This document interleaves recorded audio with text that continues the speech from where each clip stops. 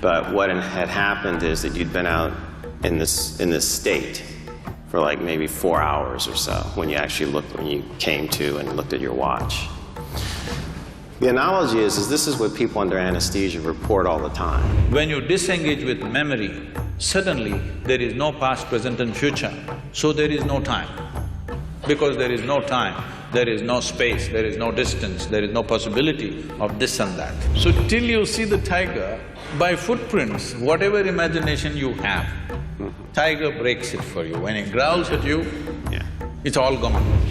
Suddenly, everything that would happen to you if a snake had landed upon you will happen to you, though it is just an inanimate rope. You may even die of a heart attack.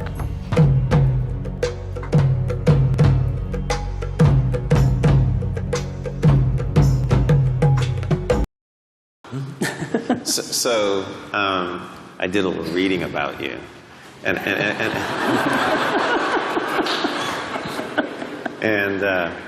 he's not as uneducated as he would have you believe. He's actually quite educated. That's pretty clear.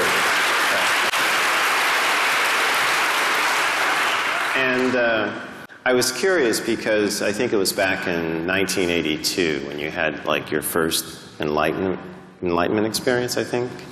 And there's a story here.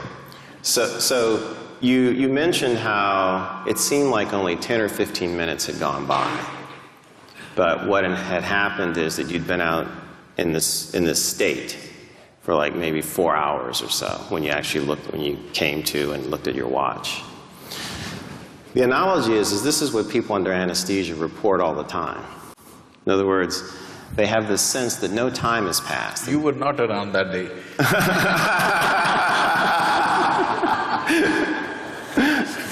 Maybe I'm reaching. But they report a very similar phenomenon, you know, that it seems like they'll wake up sometimes from anesthesia and they'll go, you know, have you started yet? You're done? They're actually quite surprised. So whatever our timekeeping mechanism is, right?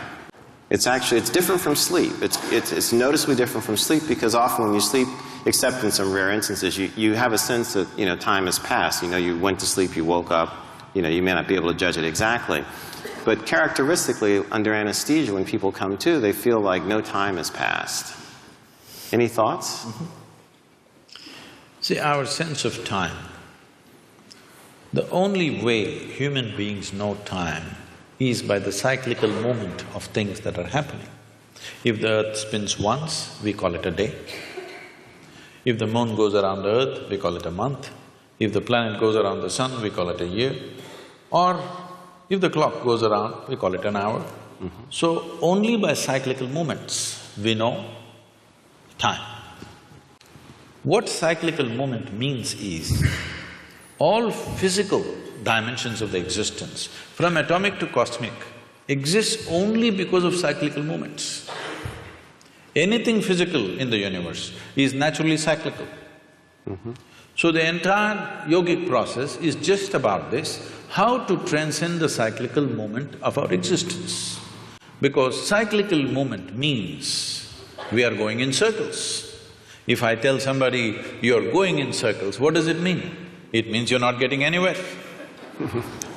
So this is the fundamental ethos, that once you're attached to cyclical moments of life, you're not really getting anywhere, but it feels like you're going somewhere. Today, everybody knows this experience because most of them walk only on the treadmills.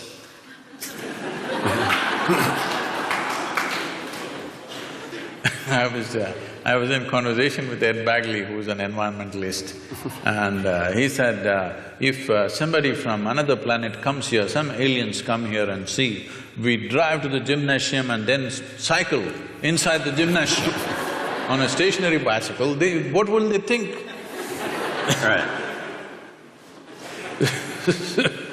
So, cyclical movement signifies physical existence. Physical existence, as today fundamental physics is talking about it, forever the yogic sciences have been saying this, it is a minuscule of the larger space. It is just some 0.000 some percentage, negligible percentage, all of us together, and the planet and the universe and everything. The physical universe is just way below 1% of the cosmic space. That is true even with the individual atom. Even in the individual atom, the substance is way below 1%. So this minuscule is our engagement. How I see in my experience is, it's only the footprint. We are so engaged with the footprint. I have been in the jungles of South India for long periods of time. At one time I was involved in tiger census. So for days on end we followed the tiger's footprints. We saw only the footprint, we have not seen a damn tiger. So till you see the tiger, by footprints, whatever imagination you have, tiger breaks it for you. When it growls at you, it's all gone.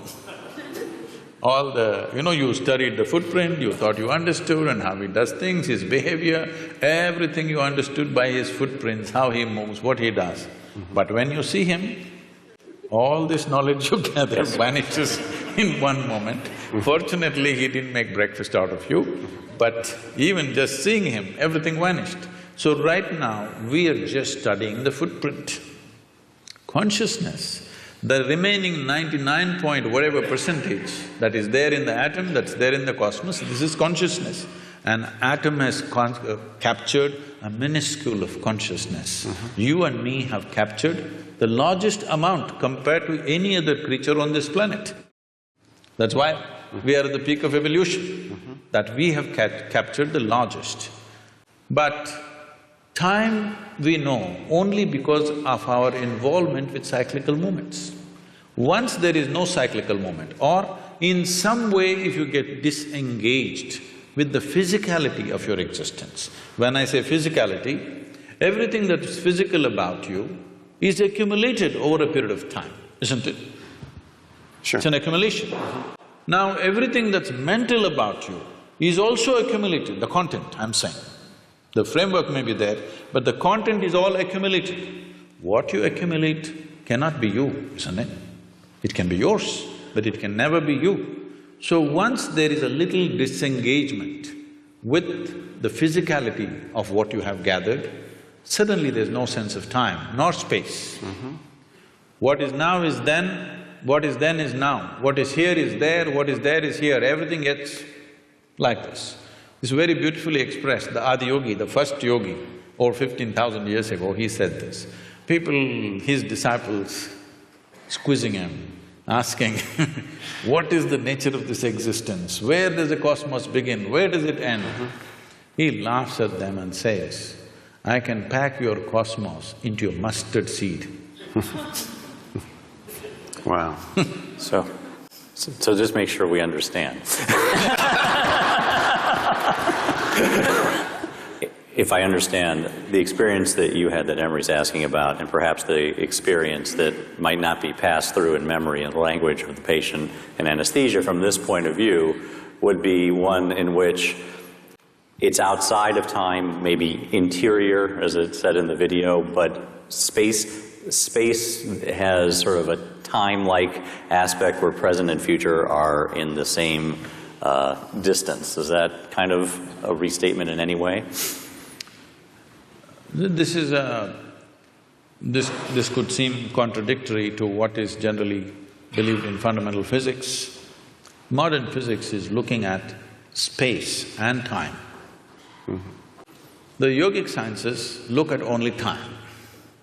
There's only time, there is no space. Because there is time, there's a consequence of space. Okay. If there was no time, there would be no space. So time is the basic, not space.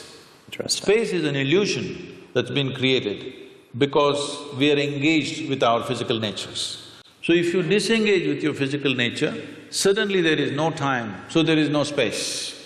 So suddenly what is here is there, what is there is here. People think something miraculous has happened, nothing miraculous happened. It is just that you kept your accumulations aside for a moment, that's all. What you accumulated and who you are sat separately. The very basic program, what we're teaching as inner engineering is just this. What we're training people for is, if they sit down here, body's here, what you call as your mind is somewhere else, what is you seems to be little away. Once there is a little space between you and your body, between you and your mind, suddenly there is no time. Once there is no time, there is no space, there is no possibility of space. This needs to be understood. We have a common word both for time and space. We call it kala. Kala means time. Kala also means emptiness. So emptiness means space. So this hall is empty, that means there is space here. We say when the hall is full, we say there is no space here, that's what we mean in a simplistic way. But the same word is employed both for time and space because space is bred by the time. If there is no time, there is no space. Right now we are understanding time as cyclical movements. So we are looking at time in two different dimensions, kala and mahakala, the greater time. The greater time has no cyclical movements. Cyclical movement is because of physical nature. Because of physical nature, there is time in terms of birth and death, in terms of initiation and expiry of everything that happens. Every atom, every electron, every proton, somewhere has a age. Even the very planets and the solar system and the sun has a age. Sometime it is begun and sometime it's going to end. Whether it's going to be a bang or it peters out is is something we can debate. Sure. But physicality is not perpetual. It begins and ends. Because of that, we are looking at time in that sense. But there is time beyond cyclical nature. This we call mahakala. Is there some logical way of explaining it? No. It is just that when you disengage with physical nature, which is the main purpose of yoga, because otherwise, when you engage with your physical nature, you engage with your memory. Your body is just memory, variety of memory. 8 different dimensions we are talking, whether we see 8 or 4 or 1, it doesn't matter. This has taken a particular form only because of memory. It is functioning in a particular way only because of memory. So when we disengage with physical form, we are disengaging with memory absolutely. When you disengage with memory, suddenly there is no past, present and future, so there is no time. Because there is no time, there is no space, there is no distance, there is no possibility of this and that. Suppose you're here, but you don't have a body. Whether this satsang is 2 hours or 2 millennia, would it matter to you? Only because you have a body, 2 hours happen. If you did not have a body, this is for 2000 years, what's the problem? So only because of physicality, time exists, isn't it? Only because you have a physical structure, time exists in your experience. If there was no physical body, what is time to you? The same goes for space also. If you had no body, what size dress would you need? Minus only because there's a body, space, isn't it? If you did not have a body, how many people could we have for satsang in this hall? Is there a limit, I'm asking? No. So only because you're identified with your physical nature, time and space is a reality for you. Otherwise, both wouldn't exist. So, is it a concept? It is not a concept, it is a reality of existence. Can we experience it? Anything that's real can be experienced. Even falsehood can be experienced, you know this? It's happening. In so many ways it's happening, isn't it? Things which are not true are true in your mind. There's a classic example in the yogic this thing, in the Yoga Sutras himself, Patanjali himself uses the example. Suppose we take a rope and throw it on you and say snake. Suddenly, everything that would happen to you, if a snake had landed upon you, will happen to you, though it is just an inanimate rope. You may even die of a heart attack. Yes, even falsehood, that which does not exist, you can experience. Such is the beauty of creation. Even that which does not exist, you can experience. Why would you be denied the ability to experience that which does exist? You definitely can. It is just that you have to disengage a little bit from your personal entertainment. That is, that which does not exist is dominating right now. Things that don't exist in the universe are happening in your mind and they're going about as if it's a reality. It's just badly made movies which are going on, that's all. What's happening in your mind is just bad cinema, isn't it? Not well directed. So, because of your engagement with that, this question comes up, can we experience reality? Reality is the only thing you can experience, isn't it? But creation is so generous, it is willing to allow you to experience even that which does not exist. Fantastic, isn't it?